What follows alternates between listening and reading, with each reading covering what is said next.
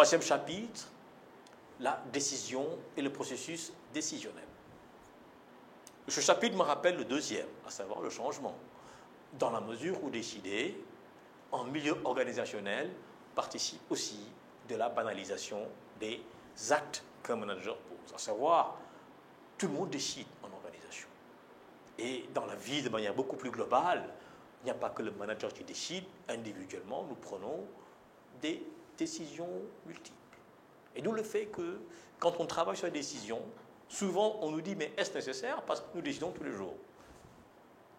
L'argument que j'utilise souvent lorsque je réponds à ces questions-là, c'est que je leur dis oui, nous décidons tous les jours.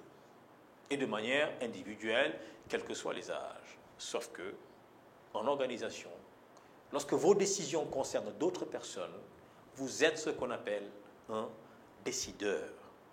Ça signifie que vos décisions n'engagent pas que vous. Elles vont engager d'autres acteurs qui collaborent avec vous. D'où l'intérêt à maîtriser ce processus. Donc nous allons, une fois de plus, à travers la définition de la décision en milieu organisationnel, identifier ce qu'on appelle des types de décisions à travers les moments d'une organisation. À quel moment vous prenez tel type de décision lié à une situation particulière ou bien lié à la vie quotidienne. Ce n'est pas la même chose. Selon qu'on décide par conjoncture ou bien par un fonctionnement structurel.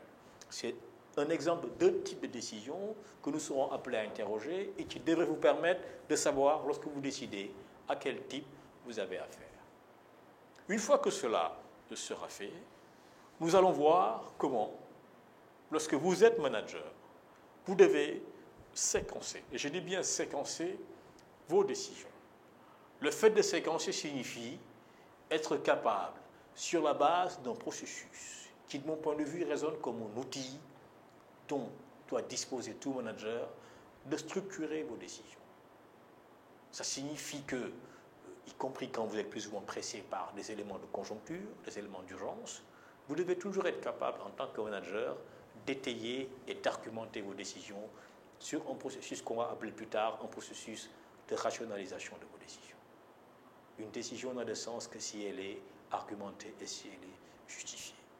On va apprendre à le faire durant ce travail. Et je le terminerai par un exemple très important, très intéressant, de décision concernant un État.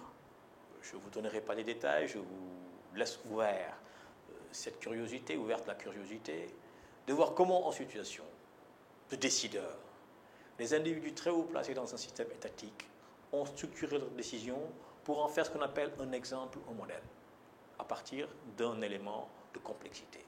Et donc, cette dernière étape de ce chapitre-là nous permettra d'avoir des éléments d'illustration de l'approche conceptuelle et théorique du processus décisionnel.